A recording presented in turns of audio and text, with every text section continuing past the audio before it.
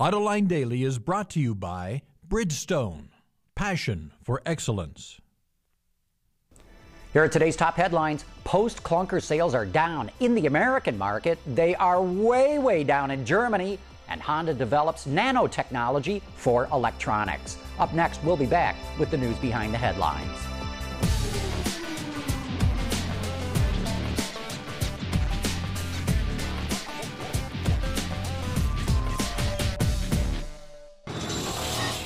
This is Autoline Daily for Friday, October 2nd, 2009, and now the news. September sales numbers came in, and we've got our first look at how the U.S. market is doing without cash for clunkers. Sales only hit 744,000 units, down nearly 26% from last year, which is only a 9.1 million rate on an annualized basis, according to Wards.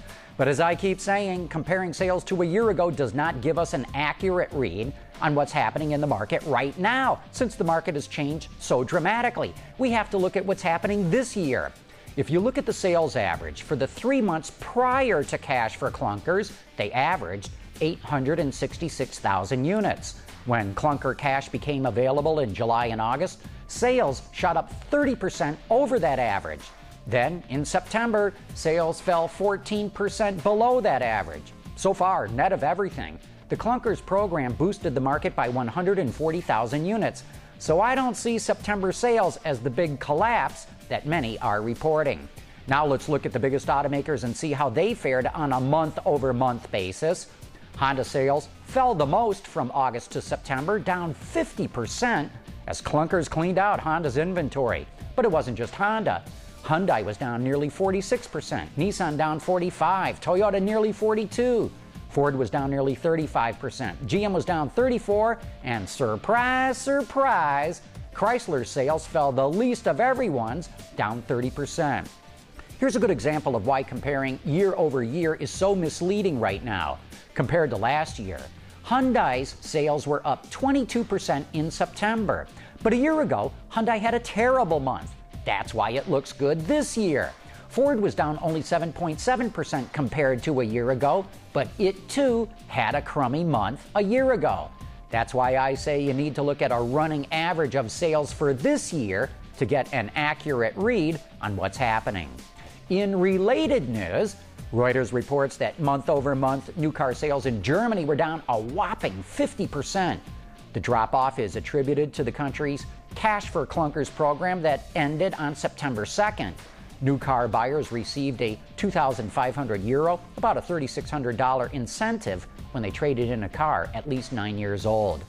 A new bill introduced in the U.S. Senate this week aimed at reducing greenhouse gases would expand regulations for tailpipe emissions. According to the Detroit News, the bill sets limits for medium and heavy-duty vehicles by the end of next year, which were previously left out of the original plan for passenger vehicles. The bill would also regulate emissions for off-road engines and even allow states and cities to set fuel economy standards for taxi cabs. You know, sometimes if you want to make a big difference, you have to think small, really small. The Honda Research Institute, in partnership with Purdue and the University of Louisville, are making new discoveries in the fields of carbon nanotubes. The tiny structures are 100,000 times thinner than a human hair. They open the door to much smaller and more efficient electronics in applications ranging from supercapacitors and fuel cells to artificial muscle.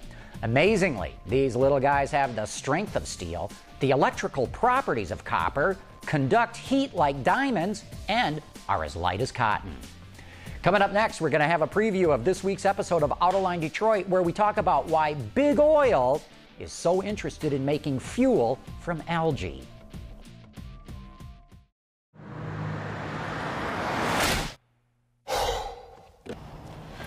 Changing tires out here could be dangerous, but with these tires, I don't need to worry. Bridgestone. On Autoline Detroit this week, my guest is Josh Tickell, the guy who almost single-handedly started the greasel movement. You know, that means running diesels on fast food grease. Well, now he's making a movie called Fuel, and in the following segment, he discusses why Big Oil is very attracted to making gasoline out of algae. oil's never going away, period. It's going to get, the process of refining oil is going to get progressively cleaner. The trajectory of oil companies is going to get progressively more domestic. It doesn't make sense to import oil from Saudi Arabia. I think we all agree on that. I think the tar sands have shown us that the environmental degradation for a barrel of oil may not be worth it. And that's why we're reaching this tipping point. ExxonMobil put $600 million into fuel from algae research recently. I was just going to ask you where the oil companies come down on this. They're extremely bullish on all the algae. majors are really working on it, aren't they? Yeah. I mean, think about it. If I could give you a Texas sweet crude produced in New Mexico, Arizona, California, and Nevada, and Michigan, too. Let's go with that. Yeah, absolutely. Look, the desert area is what's being looked at first for major production, right? But if I could give you a Texas sweet crude at or below world spot prices today, that you can close ship to existing refining facilities. Exactly. Directly in pipelines. So you use the same refining facilities to make the algae fuel or the different distillates from it? Exactly. Yeah, it can be made through first generation algae fuel can be made through a biofuel process. So you can have an ethanol-like algae fuel. You can have a biodiesel-like algae fuel.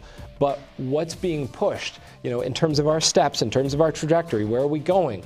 We're going to put this in traditional refineries. So it's being seen really as sort of an ersatz crude. Yeah. You can watch the entire interview with Josh Tickell at our website later today at AutolineDetroit.tv. All right, we survived another week. TGIF! And since it's Friday, that means it's time for me to give you this week's answer to our trivia question. We asked you to tell us the name of the most famous airplane the Ford Motor Company built. And the correct answer is the Trimotor. As always, we pick the winner's name at random from all the correct answers, and the winner is Norman Moquin from New Haven, Connecticut. Congratulations, Norman. You just won a set of Mercedes-Benz wine stoppers shaped like gear shifter knobs. And that is it for today's top news in the global automotive industry, but don't forget to stop by our online store. You can buy all kinds of Autoline items, from t-shirts and hats to coffee mugs and even DVDs. Just visit our website and check it out.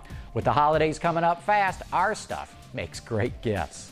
But anyway, that does wrap up this show. Thanks for watching. We'll see you next week.